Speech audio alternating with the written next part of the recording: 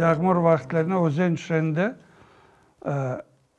Ayseresler pek dindar oldukları sebebiyle yukarı Cuma camisine namaza varmaya olmaz dediler. Ozen namaya gelen vakitte de namazdan mahrum kalmamak için bu mahallede de burası Tomak Mahallesi sayılır. Bunda da bir cami kurmaya niyetlenip kurdular bunu.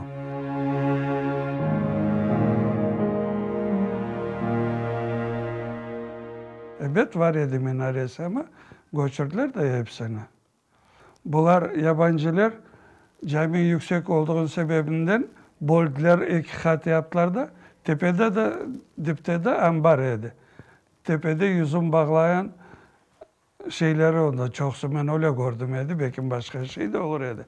Ama çoksu yüzüm bağlayan ipler tepede doğru idi. Dipte bunda buğdaylar, şeyler, açlık, başka mahsulatlar kullandıklarını gördük.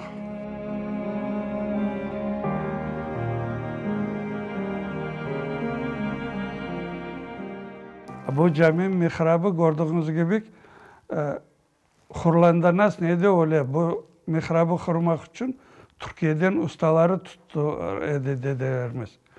Tek bir eksikliği var işte onların değilde kızganmayıp ışık geçirmek için bunda mihrabı teşip öyle geçirdiler.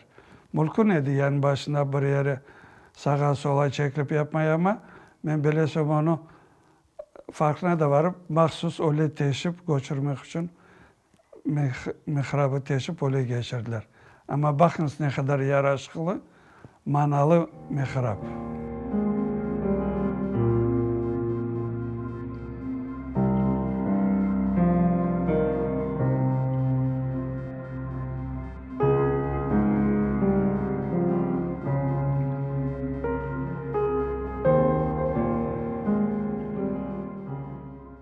Şimdi köy hocalığın sahibi değişildi de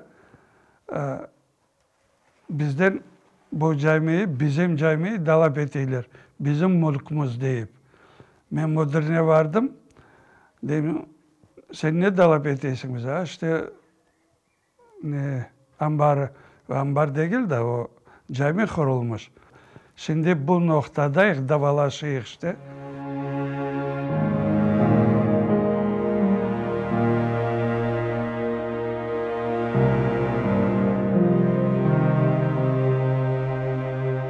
Bu bizim tarihi camimiz. Büyük hevesliğimiz var, niyetimiz var. Bir tamir işi değil de belki ustalarımız öğretir, bir restorasyon yaparız. Bu hem dini hem medeniyet mirasımız bizim. Mühim şey. İnşallah restorasyon işleri adam akılda geçirir diye umut ediyoruz.